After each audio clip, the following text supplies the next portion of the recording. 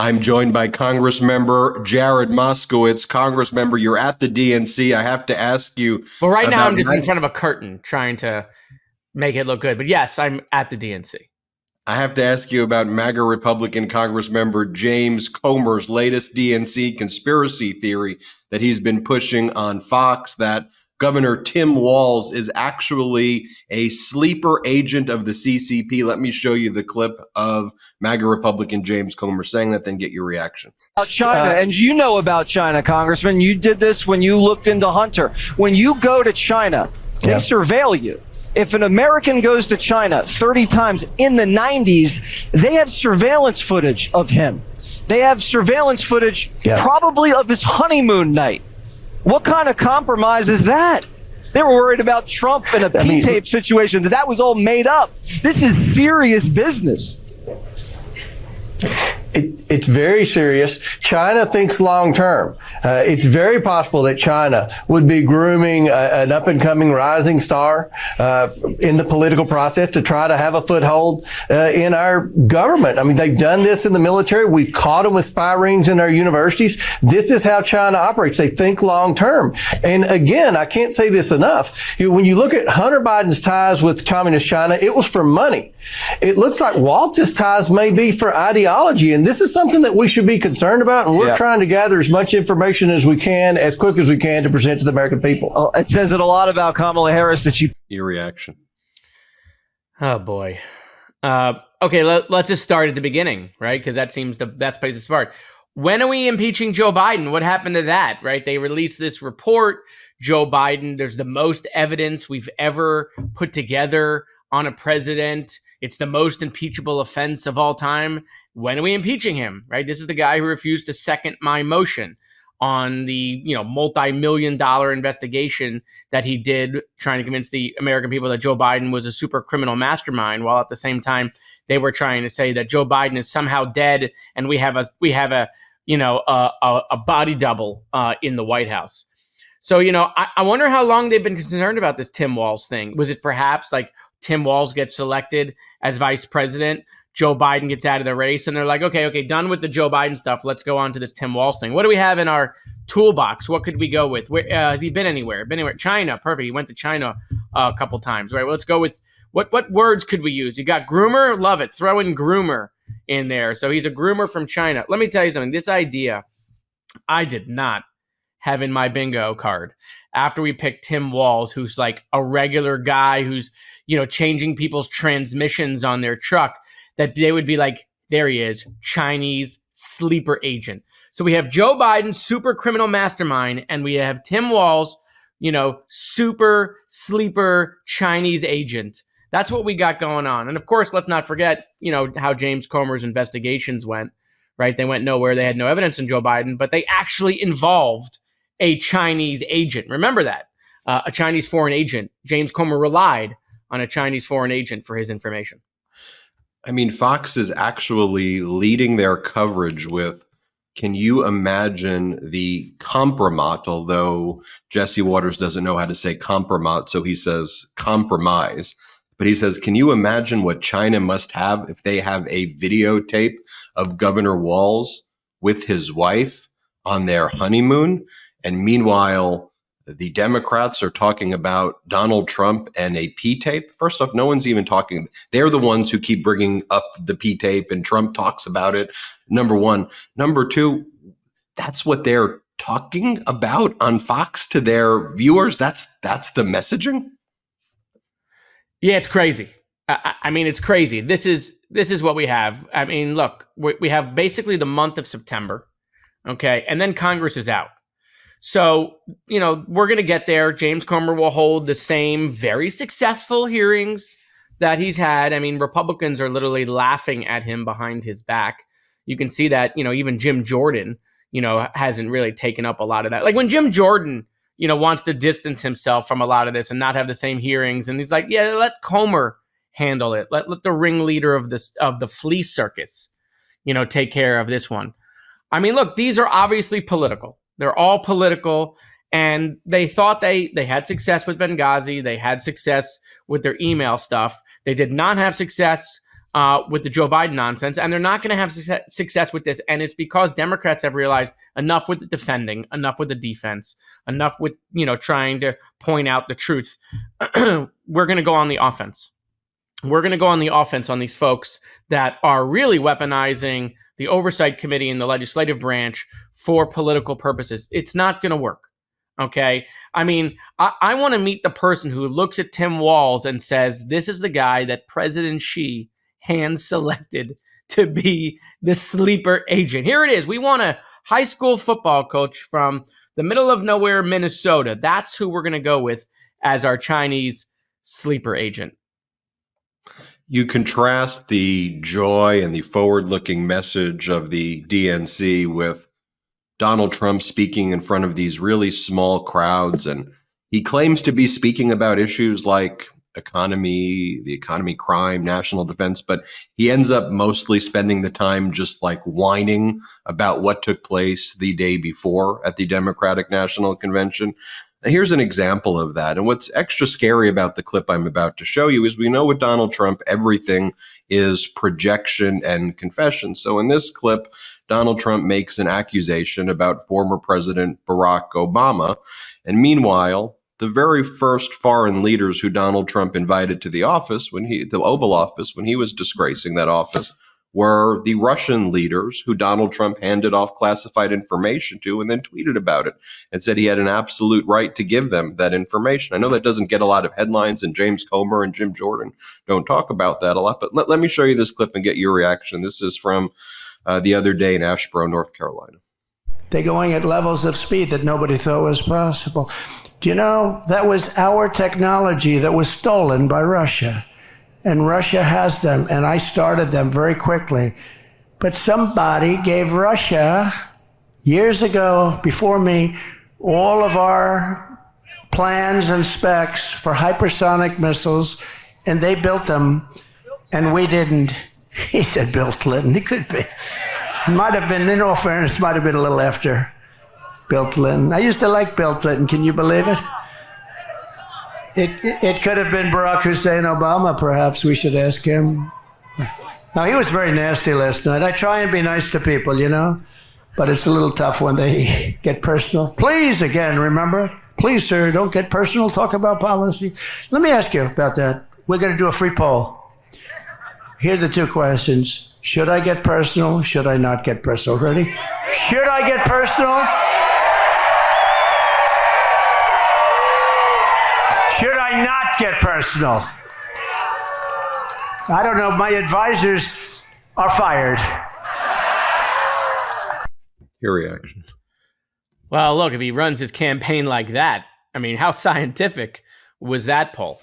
I mean, listen, we're in Donald Trump's head right now. We're in Donald Trump's head because of the crowd sizes, because of the poll numbers, and because we're putting on a better show here at the DNC than they did, right? They had Hulk Hogan, we have Oprah, okay? And that bothers him, right? It's unhinging him, and it has him way off his game. He's been off his game for 30 days now. And Donald Trump is his own worst enemy. So when you can get in his head and make him go to things like this, or the nonsense he spewed at the Black Journalist event, and actually I thought that was a great line by Oprah last night, which is common sense versus nonsense. In a world where it's make America great again and build the wall, common sense versus nonsense is what Democrats should be saying. That should be our bumper sticker. But look, everything right now is not working for Donald. The old shtick is not working, although he could go back to talking about the late, great Hannibal Lecter. Remember when he was reminding us of the great man the late, great Hannibal Lecter was, who is obviously fake. He was winning. His poll numbers were much better. So, maybe go back to the policies of Mr. Lecter. In other words, he may have been more on message for him when speaking about Hannibal Lecter than what he's doing now. Well, look, there were two different sides of Donald Trump. When Donald Trump was talking about the late, great Hannibal Lecter, he was winning. When he was talking about how much better looking he is than Kamala, he's much more beautiful than Kamala, he's losing. So those are the two different strategies here. And just how weird. I don't know men who walk around and point women out and go, I'm better looking than her. It's like a very like strange, bizarre thing to even think about, let alone say out loud. And these are Let alone say out loud in alpha males, speeches, by the way. as your main campaign platform that you're running on. These are campaign speeches. This is like, I know it's so insane that it becomes, by corporate media standards, not here on the MeidasTouch Network, that they normalize it. But, look, there's the real thing is he's campaigning and giving a stump speech on the issue that he says that he's better looking than Vice President Kamala Harris. That's the state of the Republican Party. You and I, we both went to George Washington University at different times. So we both clearly had some interest in DC and the surrounding area and politics to some extent. Like, just this idea that this is the Republican Party is every day I'm shocked, but then I know I still have to report about it because I can't normalize it. Yeah, I mean, again, I just thinking about college. Like, can you imagine that pickup line? Be like, "Hey, my name is Jared. I'm way better looking than you are." I mean, it's just a weird thing to even like think about in his brain. Remember, Donald Trump has to be the best at everything, so he's got to be the best looking. He's the best golfer. He's the best president of all time, right? Like here are the statements he has made within like 2 weeks, right? He's better looking than Kamala. He's the second best president to the late, great Abraham Lincoln. Okay. And his crowd sizes at the January 6th event or insurrection, okay, were bigger than the I Have a Dream speech that Martin Luther King gave. Like, can he just let Martin Luther King have a larger crowd than him? Like, he's so insecure that he's like, no, even I was bigger than the Martin Luther King I Have a Dream speech.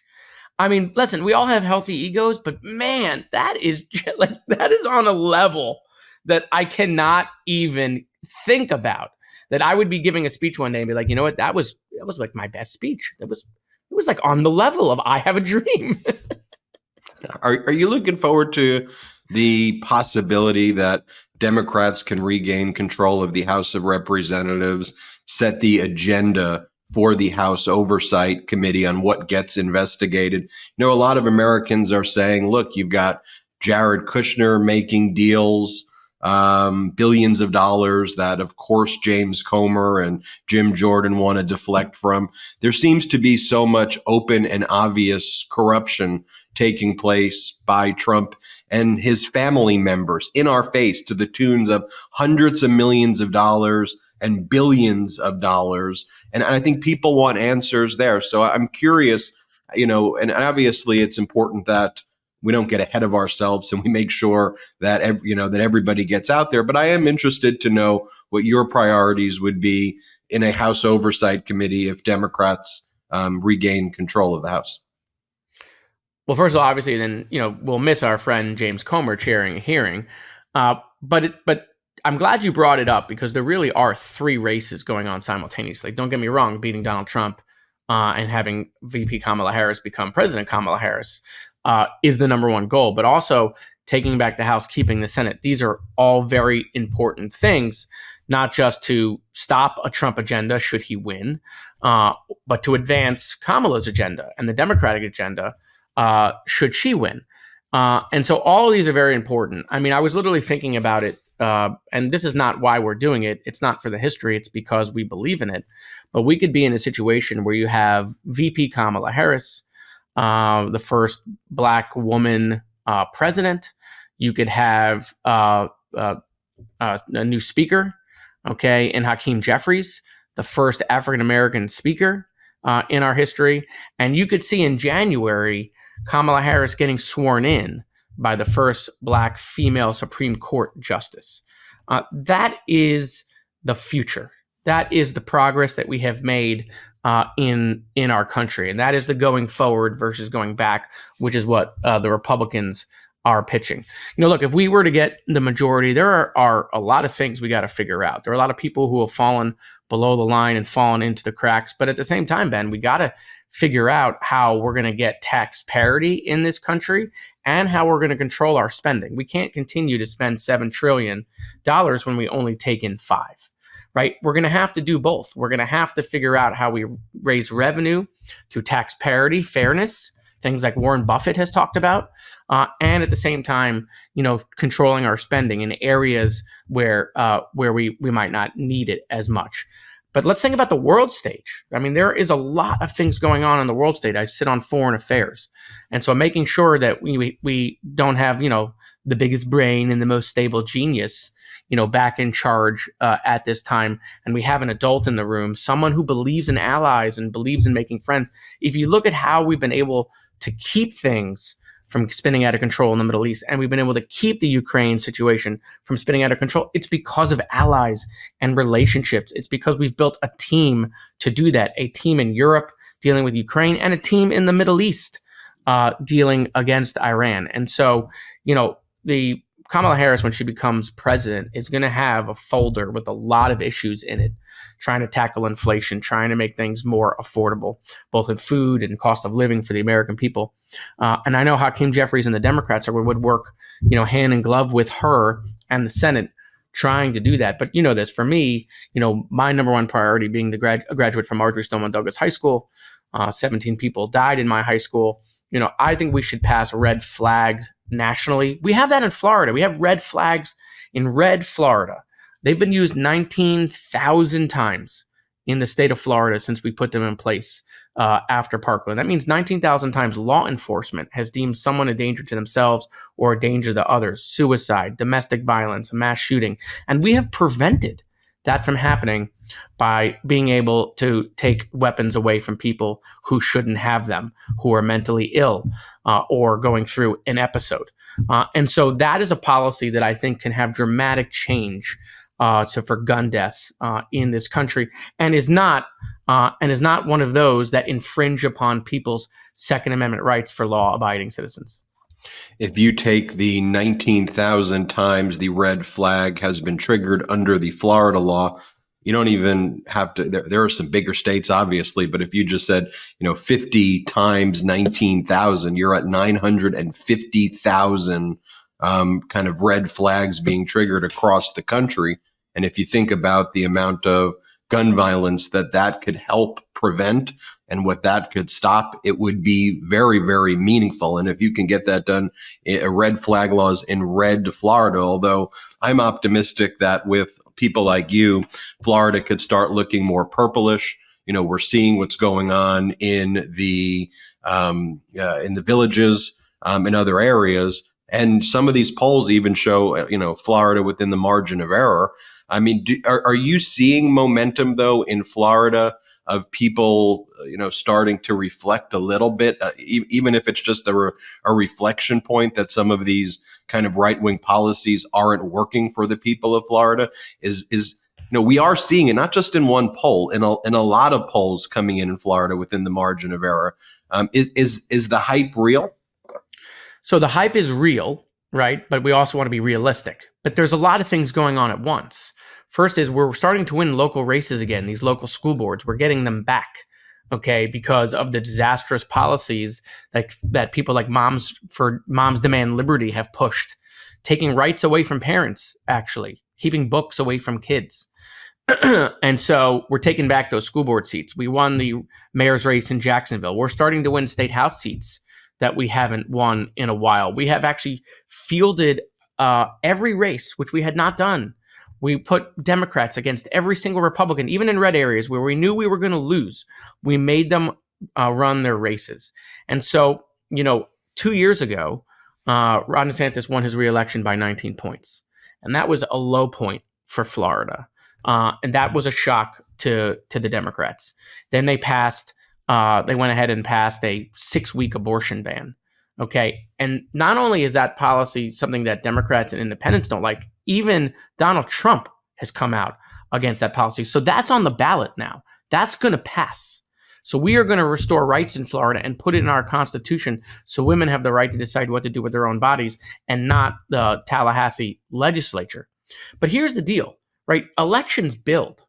Florida is a very important state, in my opinion, to Democrats, right? This idea that we're going to give up on Florida, well, the map becomes very hard. The electoral map becomes very hard for Democrats long term if you just give up on Florida. Okay. Florida's growing in electoral votes. And if you give up on Florida, you're constantly going to be in this blue wall conversation. You got to win every blue wall state, right? And expanding the map becomes difficult, right? If we take Florida, the Republican, not only do we have an easier path, the Republicans have no path.